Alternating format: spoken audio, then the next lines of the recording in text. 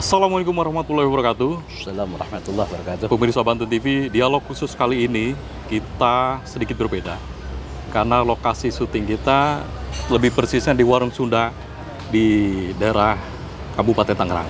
Dan episode kali ini seperti biasa kita selalu mengundang narasumber dari anggota DPRD Provinsi Banten.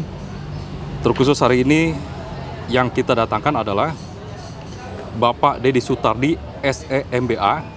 Beliau selaku anggota Komisi 3 DPRD Provinsi Banten. Ya. Assalamualaikum Pak Dedi. Waalaikumsalam warahmatullahi wabarakatuh. Apa kabar Pak? Kabar sehat? Alhamdulillah sehat, Pak. Alhamdulillah sehat Pak Dedi. Ini cukup lama nih Pak. Agenda kita ingin coba berdiskusi Pak, menarik. Ya, dan berkesempatan Alhamdulillah hari ini kita bisa ngobrol santai. Insya Allah. Jadi program dialog khusus Banten TV. Ya. Pak Dedi, lebih santai karena sudah dijamu kita kopi segala macam. Kita ngopi dulu Pak biar lebih santai. Ayo. Apa Pak Dedi? Terima kasih nih. Halo.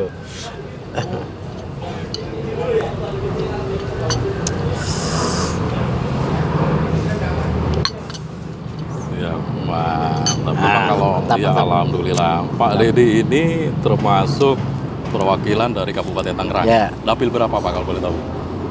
Dapil Tangerang A, Kabupaten Tangerang A. Kabupaten Tangerang A. Mewakili 3 dapil. Tiga Dapil dapil. 1, Dapil 5, Dapil 6 terdiri dari 13 kecamatan. 13 kecamatan. Ya. Jadi kalau dulu suara Bapak untuk naik ke provinsi, Kalau secara total, ya akumulatif maksud saya, itu kemarin mendapatkan di 55.750 suara. Tapi yang mengapresiasi saya kurang lebih di angka 16.300-an lah. Kurang lebih. jadi kalau dari hitung kualitas suara itu berapa nomor urut yang ada di Kabupaten Tangerang? Pak Dedi kan cukup banyak nih saya perhatikan. Ya dari 10 calon, karena kan keterwakilan Berapa kursi di Tangerang provinsi? A itu 10 kursi untuk dapil A gitu. Otomatis kan setiap partai Betul. menyodorkan 10 Betul. calon kan. Betul. Nah, dari 10 calon di internal Partai Demokrat saya mendapatkan peringkat yang pertama walaupun nomor saya saat itu diberikan perintah oleh partai nomor 2. Tapi dapat nomor urut yang pertama. Tapi mendapatkan Suara apresiasi terbanyak. masyarakat suara terbanyak saat itu oleh seluruh handai tolan, tokoh, keluarga besar dan sahabat-sahabat yang lainnya memberikan kepercayaan sehingga mendapatkan apresiasi dukungan yang ansih ke saya kurang lebih sekitar 16.300. Oke, ini amanah kepercayaan besar Pak, luar biasa Insya dari Allah, warga Kabupaten benar. Tangerang berarti Pak ya. Nah Pak Dedi ini kan berkarir di Partai Demokrat dari tahun 2006 Ya, sampai betul. sekarang sekitar 16 tahun Pak masih Kurang periodenya. lebih. Dan sekarang Ya. posisi menjabat aktif sebagai Ketua DPC. Saat ini demisioner. Oh, di sana. Demisioner.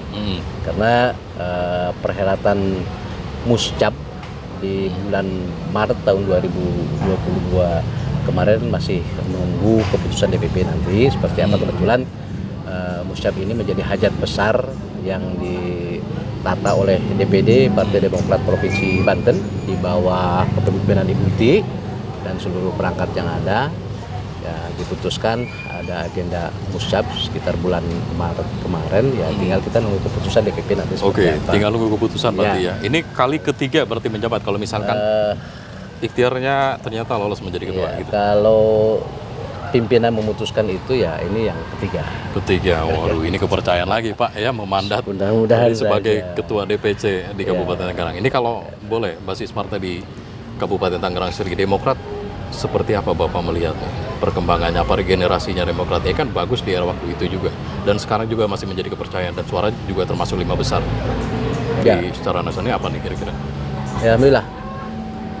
Kalau bicara Kabupaten Tangerang sejak 2004 sebenarnya, ya 2004 kita juga sudah ada keterwakilan di DPRD Kabupaten Tangerang. 2009 alhamdulillah kita juga mendapatkan mandat masyarakat sebagai ketua DPD saat itu. 2014 alhamdulillah masih juga mendapatkan posisi pimpinan dewan di legislatif Kabupaten Tangerang. 2019 pun juga masih sama, ya mendapatkan pimpinan gitu kan. Iya. Jadi sejak 2009 sampai dengan 2019 sampai dengan saat ini, ya kunci pimpinan di DPRD Demokrat masih diberikan porsi alhamdulillah. Tapi sebaran kursi yang ada 2009 memang agak nurun karena terjadi turbulensi. 2014 seluruh dapil alhamdulillah ada. Ada semua Dapil berarti. 1, 2, 3, 4, 5, 6 ada semua Oke. keterwakilan. Dapil 2019 pun juga sama gitu, masih ada keterwakilan di setiap dapil. Targetnya sih 2000 ke depan ya, mudah-mudahan saja dengan melihat apresiasi masyarakat terkait dengan kiprah kerja keras ketua umum beserta jajaran DPP. Kita bisa lihat survei-survei ya, beberapa waktu terakhir ini survei Partai Demokrat menduduki posisi di 11,6%. Nah ini kalau melihat dari survei yang ada itu di posisi ketiga besar gitu kan. Itu kan ya alhamdulillah ini memberikan satu pencerahan dan motivasi bagi kami sebagai kader Partai Demokrat. Bagaimana hal-hal yang sudah dipertontonkan oleh ketua umum kami, kemudian menginstruksikan kepada ketua DPD dan seluruh instrumen partai khususnya di Provinsi Banten, saya rasa peluang-peluang itu akan mendapatkan suplemen yang mudah-mudahan saja bisa memotivasi kader-kader tentunya. Dan kami sih berharap 2019 ketika terjadi 2014 di perhelatan pileg pilpres gitu kan, mudah-mudahan aja bertambah kursinya akibat adanya apresiasi masyarakat dengan sosok ketum yang memang sudah luar biasa ini memberikan motivasi bagi kader. Jadi memang kalau Bapak saya gambarkan mungkin di Kabupaten Tangerang cukup kondusif ya, Demokrat cukup bagus. Insya Allah kalau untuk Kabupaten Tangerang di Partai Demokrat sangat kondusif. Kalau misalkan secara personality, mungkin karir Pak Deddy ini bukan kategori mujur. Artinya butuh proses upaya kerja keras seperti apalagi pernah di kabupaten, pernah juga memimpin di Kabupaten Tangerang. Ya berangkat di provinsi, mendapat kursi yang signifikan juga suara di provinsi. Saya ingin lebih dalam tentang Pak Deddy ini, iya kan? Nggak mungkin juga di perjalanan kali ini mendapatkan kemujuran, begitu Pak? Apa sebenarnya yang melatar belakang Pak Deddy? Mulus-mulus saja ini ternyata sampai ke provinsi. Waduh. Ya pertama memang karena kita diberikan ruang oleh pimpinan, oleh tokoh-tokoh, terlebih saat itu juga pimpinan kami yang selalu membangun satu komunikasi, kemudian juga ada motivasi-motivasi tertentu, kan otomatis semua kader ini kan ingin berkontribusi. Kalau bicara kompetisi relatif, tapi berkontribusi menjadi target. Sejauh mana kita mampu berkontribusi kan begitu. Dihadirkan di mana nih poin-poinnya atau poin tertentu yang bisa kita berkontribusi. Kebetulan ya, saya mencoba gitu kan, dengan adanya ruang yang dibuka oleh pimpinan kami saat itu, akhirnya saya berikhtiar untuk ikut di konsultasi pilihan legislatif 2009. Ya, masyarakat dan Demokrat saat itu luar biasa kan. Abang bisa lihat ya apresiasi masyarakat tidak hanya Provinsi Banten, se-Indonesia juga mengapresiasi dengan hadirnya sosok Presiden Pak SBY, kemudian juga kembali meneruskan ya sampai dengan periode akhir 2014 gitu kan ya. Demokrat Kabupaten Tangerang mendapatkan efek atas itu. Ya kalau bicara mujur-mujur saja relatif. Tapi kalau kemujuran hanya kita bersender pada kemujur tidak kerja keras rasanya juga nggak mungkin juga gitu kan. Dan rekonsiliasi yang terus-terusan kita lakukan, konsolidasi yang harus kita bangun dengan seluruh kader-kader internal, kemudian human relationship dengan para tokoh, para alim, ulama, seluruh andai tolan masyarakat ya coba kita lakukan lewat keterangan mereka di setiap dapil. Baru setelah misalkan ada informasi ini dan sebagainya ya kita coba diskusikan ya muatannya bagaimana, apa kesan pesannya, apa aspirasinya, kemudian bagaimana kita coba bersinkronkan dengan kebijakan-kebijakan kemitraan kita di legislatif dengan eksekutif yang bisa menorehkan satu masukan bagi pelayanan baik bagi eksekutif. Karena apapun kebijakan tentu kan harus terdiskusikan antara legislatif dengan eksekutif, sehingga eksekutif menggulirkan satu kebijakan juga tentu hasil musyawarah yang tentu bagaimana pelayanan ke masyarakat ini lebih maksimal. Iya, tentu harus sinkronisasi antara legislatif dan eksekutif. Nah, ini kaitan dengan di daerah. Saya balik lagi nih geser ke daerah. Ini daerah kan Kabupaten Tangerang kita tahu kota industri. Anggaplah seperti itu. Iya kan? Banyak juga problematika di Kabupaten Tangerang. Seperti apa sih ketika reses harapan mereka yang disampaikan kepada Pak Dewa? Ya, terima kasih. Ini ruang publik. Jadi banyak masukan-masukan. Baik itu persoalan pendidikan, baik itu persoalan kesehatan, baik itu persoalan ketenaga kerjaan, kemudian juga infrastruktur, kemudian kesejahteraan. Dari semua itu ya kalau kita lihat ya walaupun konten dari masing-masing dapil ini berbeda gitu kan, ada yang waduh Pak bagaimana nih infrastruktur kami ini rasanya butuh ya untuk penguatan. Ya, mohon dong lewat reses ini aspirasi kami diakomodir ya, kemudian coba mohon disampaikan juga ke eksekutif. Ya tentu kami menyampaikan informasi, jangan berpikir bahwa anggota dewan ini saat itu menerima aspirasi besok langsung diluncurkan. Kan tidak seperti itu. Dan kami terus melakukan edukasi. Betul. Ya karena masyarakat juga butuh edukasi, gitu kan. Tidak datang kita langsung menjanjikan ABCD nggak susah. Tentu harus dengan. Jadi Pak Deddy tidak jual janji dong berarti? Ya saya sih merasa begitu. Tapi kalau persoalan ada dari Handai Tolan yang hadir saat itu mungkin, wah ini cuma janji doang. Tapi alhamdulillah faktanya saya belajar jadi anggota dewan sudah 3 periode. Oke. Baik di kabupaten 2 periode maupun di provinsi. Dan ini membuktikan berarti masih dipercaya oleh masyarakat. Ya, insya Allah mudah-mudahan begitu. Karena sejatinya stakeholder ini ya, dengan kita sering beramah tamah walaupun kadang terbentur dengan waktu, tapi menyampaikan informasi yang secara masih fisik mereka bisa cermati, kemudian secara visual ataupun lipstick juga bisa dipahami gitu kan. Ternyata enjoy saja tuh mereka. Nggak ada yang nagih ini itu dan sebagainya gitu kan. Kita selaraskan saja. Oke, ini begini kebijakannya, sekarang penguatan infrastruktur, tapi titiknya begini yang disesuaikan dengan kewenangan kewilayahan. Karena ada yang misalkan infrastruktur jalan-jalan yang poros desa, poros kecamatan, atau lintas provinsi atau pusat itu, ini kan semua bisa kita akomodir, tinggal kita tentukan nanti di kebijakan daerah seperti apa gitu. Kalau itu sudah disampaikan, masyarakat paham kok itu, insya Allah gitu. Jadi menyampaikan aspirasi masyarakat ya ke eksekutif gitu ya? Oh iya, kita sampaikan. Dan mungkin ada beberapa juga yang sudah terrealisasi begitu ya? Banyak, banyak yang terrealisasi ya tentunya juga menyelaraskan dengan kebijakan-kebijakan eksekutif.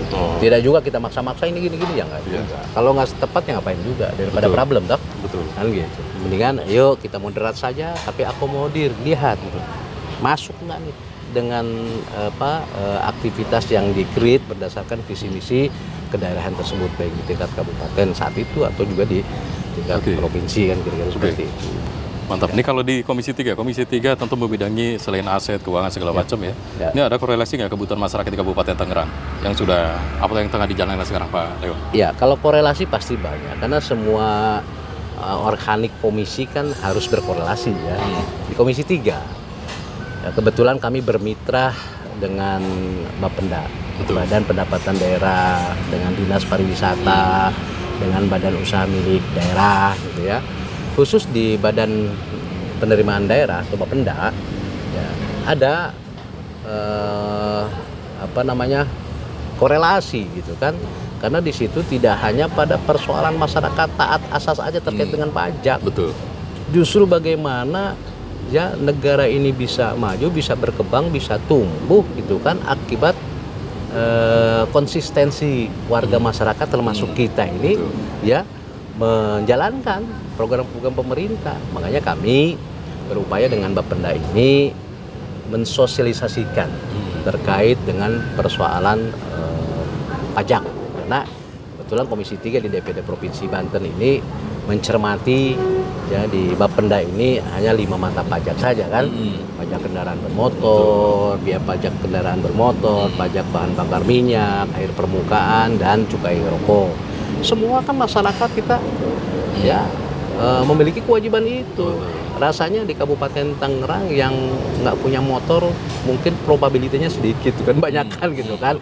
Baik roda 2 maupun roda 4 dan itu harus taat terhadap aturan yang ada. Pemerintah kan bukan memberikan sesuatu yang memberatkan ya.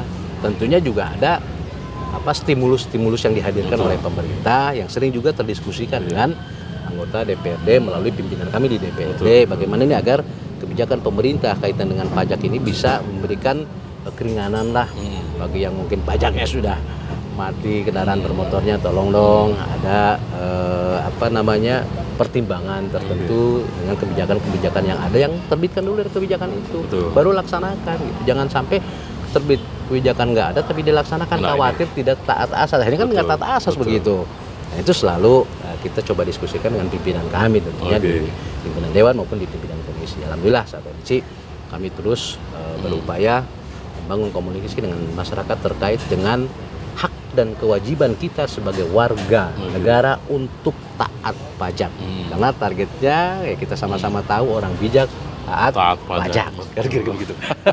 Pak Dewan matang sekali situ Pak. Satu lagi ini Pak Dewan juga memang kan ini termasuk orang lama di Komisi 3 ini. Iya kan. Cerita sedikit dong. Apa seberapa memang keinginan rekomendasi partai di Komisi 3 nih? Karena memang saya tanya lagi nanti lebih dalam. Pak Dewan juga basicnya kan accounting. Ya pernah juga di corporate bekerja begitu kan? Iya. Nah, ini boleh lah cerita sedikit biar pemirsa Pantai TV juga tahu. Gimana Pak Dewan? Di Komisi 3 seperti apa nih? Baik, terima kasih. Termasuk orang betah juga ini kayaknya. Ya kalau bicara Komisi 3 memang sejak belajar ya jadi anggota dewan saya 2009 ini saya diberikan ruang di Komisi 3 saat itu. Bahkan didaulat sebagai ketua Komisi 3. Sederhana sebenarnya. Ini bener nggak sih pendapatan asli daerah dengan potensi yang ada kita kok segini? Ini idealismenya kan muncul kan? Betul. Iya. Ada nggak sih potensi-potensi yang harus kita coba mitrakan dengan pemerintah sehingga memunculkan intensifikasi. Setelah diintensifkan persoalan itu ada nggak improvement sehingga muncul ekstensifikasi. Oke. Dan ranah pajak kaitan dengan itu juga harus di blow up, masyarakat diedukasi. Betul. Ya sehingga mereka bukan nggak mau bayar pajak, sebenarnya ada sedikit informasi yang tersumbat. Oke. Ketika itu dibangun, sosialisasi terus dimunculkan lewat OPD yang ada, masyarakat ternyata bagus juga. Iya, antusias. Apalagi saat itu Kabupaten Tangerang dengan Undang-Undang 51 kaitan pemekaran wilayah dengan Tangsel. Iya kan, kita ini separuhnya juga ya hampir mungkin bersisa 70% PAD kita. Dari 100% mungkin 328 miliar saat itu PAD kita tertarik ke Tangsel kurang lebih sekitar 2 miliar. Oke. Kita bersisa kurang lebih pemecahan kemarin saat pemecahan 2009 kemarin kan begitu. Nah itu berpacu terus. Ya alhamdulillah ternyata improvisasi Pemda Kabupaten Tangerang di bawah pimpinan Pak Zaki saat itu Bupati sampai dengan hari ini alhamdulillah kerjasama dengan seluruh tim-tim OPD yang ada ternyata mampu gitu kan menghadirkan layanan yang baik, informasi yang memadai sehingga masyarakat juga ya berlomba-lomba itu kan ikut juga ya. Ditambah stimulus, ditambah program-program. Dengan program-program ya alhamdulillah juga Kabupaten Tangerang cukup bagus lah gitu kan dalam rangka peningkatan PAD dan layanan ke masyarakat pun juga alhamdulillah gitu kan.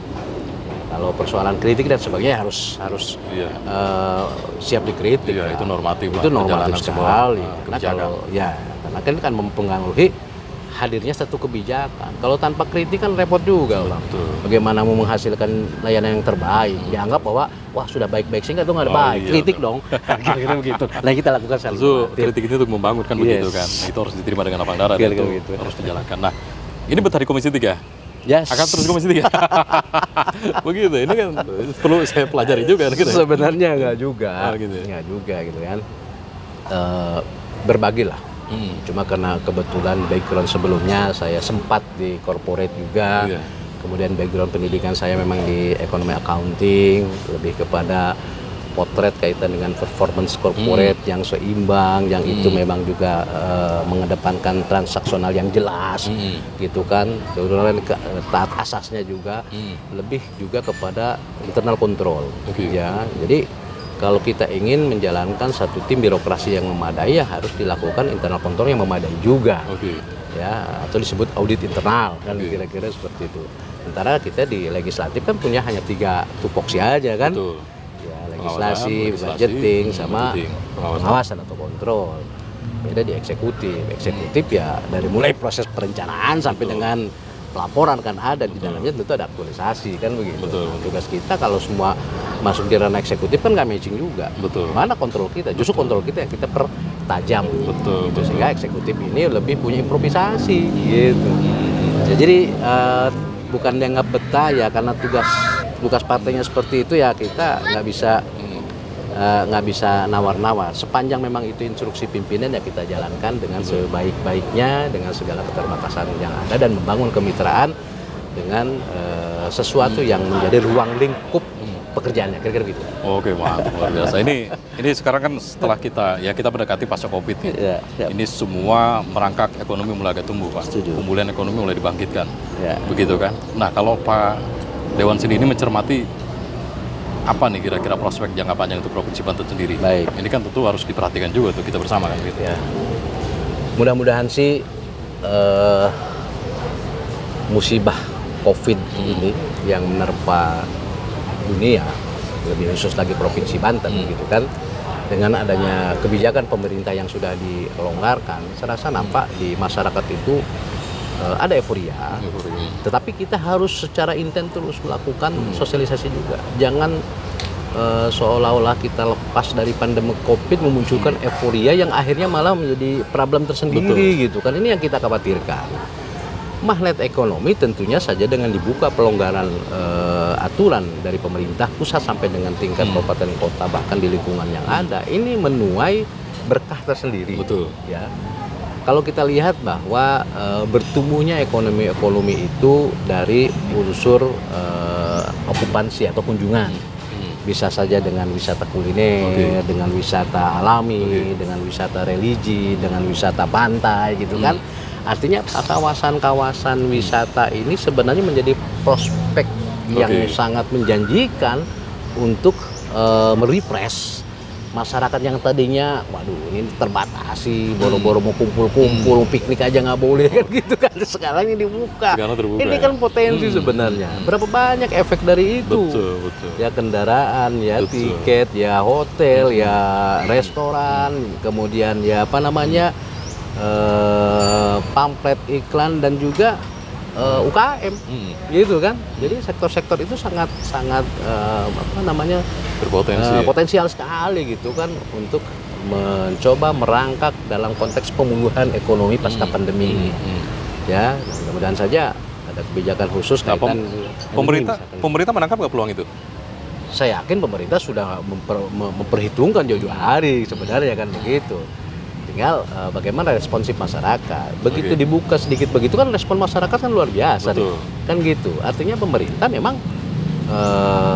dengan situasi kondisi yang ada juga berpikir pasca pandemi itu sektor apa nih yang kira-kira harus didorong untuk konteks pemulihan ekonomi real di masyarakat gitu. Walaupun ya kita tahu kan ya ada problem-problem tertentu kaitan dengan kebutuhan pangan di Indonesia kan. Ya, mudah-mudahan saja ini bisa terselesaikan dengan baik lah. Tapi potensi Provinsi Banten sangat potensi. Iya, kira-kira begitu. Dari seluruh kegiatan usaha yang ada. Saya yakin itu. Komisi 3 juga mengawas koordinasi dengan Dinas Pariwisata juga berarti kan? Betul. Dengan Dinas Pariwisata.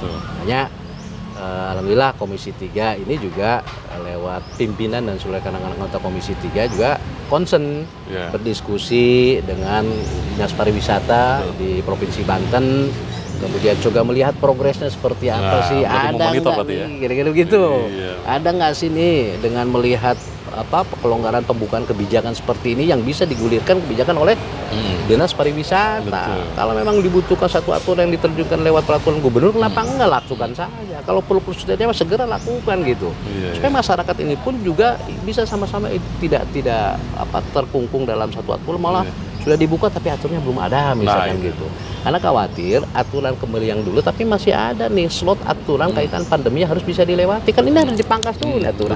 Maksudnya diselaraskan dulu. Bukan memangkas aturan, diselaraskan dulu. Sehingga masyarakat ini kan euforianya jadi nyaman dan tentu jangan juga mau udah nih akhirnya lupa dengan coverisasi diri, kesehatan dan sebagainya harus kita perhatikan juga. Saya rasa begitu sih. Luar biasa gambaran ya. Jadi brilian nih Pak Dewan ini. Pak Dewan ini mungkin Pak Dewan mengamati, memonitor juga ini sekarang trennya adalah robotik. Semenjak 4.0 memang ekonomi semua berubah Pak. Iya, apalagi semenjak pasca Covid kemarin orang beralih, ada yang coba main di marketplace, ada yang coba marketing digital, transaksi di digital begitu. Nih kalau Pak Dewan macam-macam, apalagi juga pengalaman di accounting. Ini tren sekarang kayaknya banyak juga memang di Kabupaten Tangerang nih isu terhangat sekarang. Sejak BPS tahun 2020 itu pengangguran terbesar Pak di Provinsi Banten. Dan Provinsi Banten itu kedua terbesar senasional. Iya kan? Ini problem tentu Pak. Iya kan? Nah, ada nggak sih benang merah antara sekarang di eranya 4.0 sebar robotik atau digital marketing? Migrasi dari konvensional mereka hanya bekerja industri apa segala macam. Nah, ini sekarang proses sana. Bapak mengamati itu. Posisi dengan masuk ke dalam dunia digi ya, ketika memang dihadapkan pada posisi kesiapan masyarakat yang tadinya konvensional mengarah pada konteks yang bermatrik digi, memang pasti ada. Ya. Ada transformasi pengetahuan yang secara utuh tidak bisa diserap dengan baik. Padahal itu sarana sudah tersedia sebenarnya. Tapi ada kemampuan mungkin yang masih lemah. Menghadirkan sarana itu kan juga tidak hanya lipstick saja. Butuh capital, butuh kemampuan. Ketika itu ada, butuh juga edukasi. Sejauh mana area digital ini bisa dipahami sehingga bisa masuk dalam area itu. Nah ini tugas sebenarnya. Tugas pemerintah, tugas kita semua bagaimana menghadirkan edukasi untuk transport dari atau transformasi dari konvensional ke digital. Nah ini saya harap sih maksudnya Kominfo ya, gitu kan, lebih intens lagi, kemudian juga layanan-layanan ke masyarakat baik dari sektor perbankan, dari sektor usaha-usaha yang lain gitu kan, ini harusnya saling gitu. Walaupun secara bertubi-tubi lewat media elektronik ya TV kah gitu kan atau online kan dan sebagainya, mereka secara intens terus menyebarkan itu. Tapi kan butuh supervisi. Tidak serta-merta langsung bisa.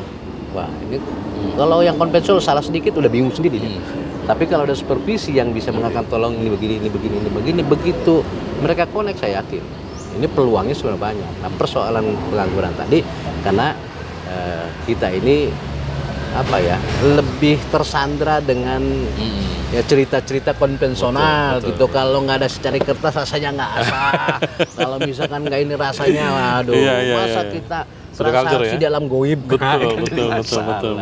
Itu aja sebenarnya. Ketika memang pola pemikirnya sudah secara bertahap itu dikoneksikan, ya peluangnya malah semakin besar sebenarnya. Harus sudah lepas dong daerah itu. Sudah lepas gitu. Berarti terhitung terlambat dong kita nih. Ya terlambat sih enggak. Butuh belajar banyak. Butuh belajar yang banyak. Kira-kira gitu. Oke, kita geser lagi nih ke Kabupaten Tangerang. Di Kabupaten Tangerang saya bilang tadi kan, pengangguran. Di problematika, Pak. Iya kan, apalagi Bapak mungkin tahu isunya, migrasi perusahaan yang expand ke luar negeri, keluar daerah. Ya, karena memang gaji mungkin lebih murah segala macam. Ini kan, ya, saya bicara ini karena Pak Dewan juga dapilnya ada di Kabupaten Tangerang. Problem ini pernah dapat cerita Pak Dewan? Apa solusinya Pak Dewan? Pasti, karena kan kita bersinggungan langsung dengan stakeholder, dengan masyarakat. Cerita-cerita itu pasti secara langsung maupun tidak langsung mereka ungkapkan. Jawaban kita akhirnya kembali pada kebijakan. Ya, saat itu kita sampaikan banyak juga dari mereka yang bertanya sudah paham juga atas itu, gitu kan. Cuma kan yang diperlukan solusi. Apa solusinya? Ketika terjadi migrasi korporat dari daerah kita ke daerah yang lain, ya, berarti kan ada apa di sini? Apakah tingkat upahnya lebih minimal, kemudian aksi bekerjanya, habit di sana ternyata lebih produktif, atau birokrasinya yang mudah ditempuh. Nah ini kan banyak yang harus kita inventarisir sebenarnya hal-hal tersebut. Nah, kalau saya melihat dari posisi migrasi korporat yang ada, karena dengan tingkat ekonomi masyarakat di Kabupaten Tangerang ini kalau bisa dilihat kebutuhannya kan semakin tinggi gitu kan, otomatis living cost operasional sudah cost operasionalnya lebih tinggi, kemudian juga hal-hal yang lain sehingga membutuhkan kos tambahan juga gitu. Akhirnya kan perusahaan mungkin ini satu sisi agak berat juga, sisi lain padahal potensi juga gitu. Kan Kabupaten Tangerang ngapa dengan tingkat populasi penduduk yang luar biasa kita. Kalau kita dikelola ya kalau saya sih udahlah nggak usah mesti eksodus ke daerah lain lah gitu. Buka cabang boleh, yang di sini jangan ditinggalin. Kalaupun memang ada kebijakan pemerintah terkait dengan UMK gitu kan. Ya saya rasa sih itu institusi terkait kan udah pasti memikirkan ya bagaimana caranya atau dengan upaya-upaya yang lainnya yang tidak meng-cut off aktivitas karyawan yang ada. Memang ini satu problem yang sangat fundamental yang harus kita jawab sebenarnya gitu kan lewat kebijakan-kebijakan pemerintah agar pengangguran ini bisa terkikis. Kan hari ini makin bertambah saja. Kenapa sektor-sektor UKM ini lebih didorong gitu kan, supaya masyarakat juga bisa ada coverisasi kaitan dengan aktivitas usahanya sendiri gitu kan. Ya kalau di corporate ternyata ada aturan yang dalam tanda kutip corporate itu sendiri mungkin agak kerepotan dan sebagainya gitu kan.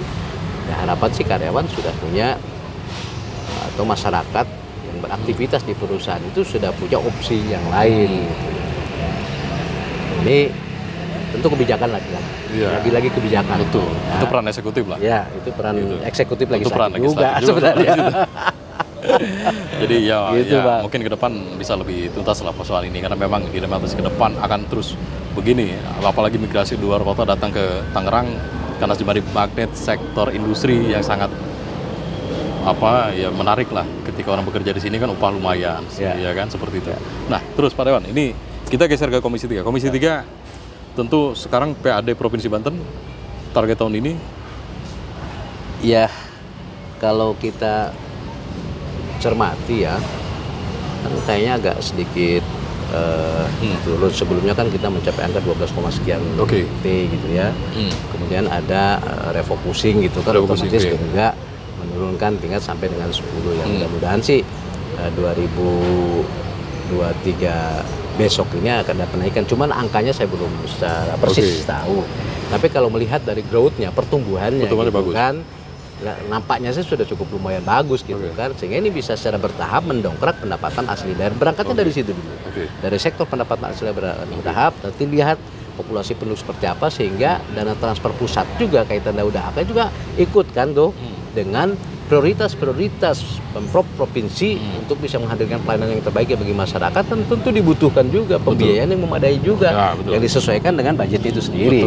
Kira-kira begitu. Ini sekarang auranya gimana? Ini melihat potensi begitu kayaknya tercapai nggak kalau misalkan target itu sudah dimunculkan? Sekarang kan sudah pasca Covid, ya mudah-mudahan Covid sudah selesai gitu kan. Ekonomi sudah bertumbuh kembali. Ya, awalnya tercapai, ya tentunya juga harus bisa kita lewati. Bukan lewati tidak tercapai ya. Tentu kan butuh intensifikasi. Intensitas itu yang dinaikkan dengan berbagai kebijakan. Kan gampang saja. Kalau menjadi konten 5 mata pajak, target ini dimunculkan ini tercapai, saya rasa tercapai itu anggaran. Betul. Iya. Jadi semua harus dimunculkan. Harus dikejar. Sekarang kan konsen sektor penyerapan tertinggi kan sektor pajak kendaraan bermotor kan begitu kan? Ya. Itu sudah jelas gitu kan. Karena kalau hotel dan tempat pariwisata agak sedikit menurun. Nah, itu. Walaupun itu yang dikejut nanti Pak. Ya. Rencananya. Tetap harus di sektor pajak. Ini kalau Bapak nginting-nginting programnya di dinas DPKD ya berarti Bapenda. Rencana ada program apa nih? Apa pemutihan kembali di akhir tahun? Ada masukan dari Dinas Pendapatan Daerah kaitan stimulus pelayanan kepada masyarakat, kemudian ada keringanan-keringanan terkait dengan masyarakat yang belum bayar pajak, dendanya mungkin juga bisa dihapuskan, tapi ini masih dalam proses. Mudah-mudahan saja Pak Gubernur gitu kan bisa mempelajari usulan dari Bapenda, kemudian mensinkronkan dengan tata aturan lainnya, mendiskusikan kembali dengan legislatif gitu kan. Mudah-mudahan saja usulan itu segera diterbitkan sehingga masyarakat pun juga merasa merasa ikut memiliki juga lah, dan ada kewajiban juga. Artinya pemerintah aware juga nih, political will-nya hadir. Kira-kira begitu. Saya sih rasanya ada nanti. Walaupun kita berharap Pak Gubernur gitu kan segeralah bisa menerbitkan kebijakan-kebijakan yang bisa mendorong ya daya minat masyarakat untuk segera laksanakan haknya, dan tentu ketika meminta kewajibannya juga kalau haknya sudah terpenuhi kan enak saja. Jangan minta kewajiban, haknya enggak kan susah juga. Dan gitu harus balance lah posisi ini dengan tata aturannya. Benar-benar begitu. Mantap. Ini kalau misalkan agak lebih tajam kita bahas Pak ini tentang program kebijakan di eksekutif, tentu legislatif juga ikut peran di sana. Nih, Ya. ada sektor pembangunan besar Pak di Provinsi Banten, Ya. termasuk Banten International Stadium, terus jembatan juga yang di Bogor begitu Ya. Pak. Ini juga menyerap anggaran cukup besar begitu Ya. Pak. Iya kan? Nah, ini tentu Bapak mengamati itu. Saya tidak lebih tajam ke masalah sana, tapi apakah anggaran Provinsi Banten masih kuat Pak untuk jangka panjang Pak? Karena dengan seperti stadion ya, kan itu luar biasa, kan kemudian jembatan yang baru diresmikan tapi Iya. memang belum Iya. itu juga bisa apa dituntaskan ya. Saya rasa Provinsi Banten masih kuat itu. Masih kuat. Masih kuat posisi begitu kan. Masyarakat Banten, waduh masih apresiasi kok. Yang penting memang bisa dipertanggungjawabkan. Wah. Iya, ya kalau Ini misalkan beratnya. posisinya hanya maunya sendiri tanpa pelibatan dengan masyarakat juga kan susah juga. Jadi Betul. kira-kira begitu. Jadi saya melihat bahwa Banten punya potensi dan bisa menyelesaikan masalah itu dengan baik. Kira-kira Wah, gitu. iya. Apalagi inisiasi pembangunan ini adalah termasuk bosnya Bapak juga di Demokrat ini kan. Walaupun sekarang sudah berganti begitu Pak. Apakah kebijakan pemerintah akan terus berjalan dengan baik Pak? Ya sepanjang masa kegiatan-kegiatan itu bisa menghadirkan layanan yang terbaik bagi bangsa, tidak ada cerita untuk tidak melanjutkan. Wah, suatu Iya dong. kata kunci. Kalau misalkan itu ternyata mengkerangkeng dan juga memberatkan masyarakat dan tidak ada efek, ya ngapain juga gitu. Ini ada efek kok semua juga. Performa Provinsi Banten makin bertahap, makin bagus juga. Betul. Dan seluruh kita, seluruh stakeholder yang ada gitu kan, ya harus ikut mencermati. Ya, kalaupun kritisi, reaktif dan sebagainya wajar. Karena ingin maju kita. Betul. Bukan ingin diem kok, ingin maju kita. Wajar kritik apapun disampaikan. Ini Betul. silakan, Harus ruangnya diterima ada dong. kok. Betul. Iya, welcome saja gitu. Dan kita harus mengapresiasi itu dengan sebaik-baiknya. Karena masyarakat yang mengkritik berarti ingin maju.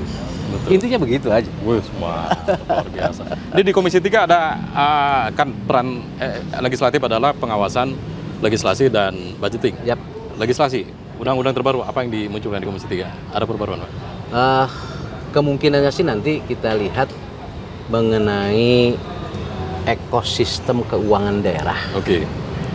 Nah, nanti ekosistem keuangan daerah itu sebenarnya untuk mendorong bagaimana kaitan dengan keuangan daerah ini lebih lebih terstruktur, kemudian juga mengoptimalkan lembaga-lembaga usaha daerah, khususnya Bank Banten. Wah, ini udah apakah saya. memang itu tepat sesuai dengan konsideran hukumnya, kemudian bisa memang itu dioptimalkan, sekaligus juga bisa diluncurkan karena menyangkut bukan hanya sekelumit di situ aja, ini kan 8 kabupaten kota. Betul. Dan juga pusat gitu kan. Betul. Kalau bicara ekosistem kan tidak bisa juga, ini pelibatannya tentu dengan pusat juga. 8 kabupaten kota kan potensi. Ketika punya kekuatan di lembaga keuangan kita bagus, waduh, Iya, maka provinsi akan settle bisa. provinsi kan settle. Nah, itu. Saya sih berharap begitu. Jadi Komisi 3 menyoroti itu berarti ya di dalam waktu dekat ini berarti ya? Insya Allah.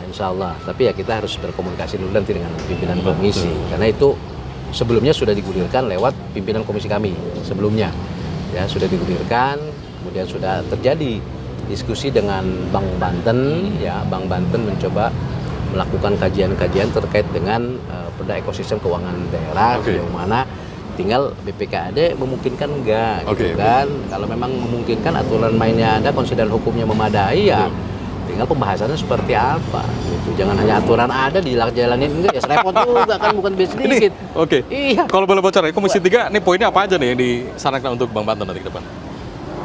Ya pertama, ya layanan ditingkatkan. Yang kedua, NPL diperkecil. Yang keempat, ya berikan akses informasi seluas-luasnya dengan konsep digital. Wah, canggih luar biasa. Iya, kalau itu dihadirkan harusnya bagus. Kira-kira Harusnya bagus ya berarti. Iya. Tentu komponen yang lain pasti. Itu normatif lah, Itu sudah normatif dijalankan lah, begitu ya. itu haknya dari eksekutif Bank Banten itu sendiri sama Pak Gubernur.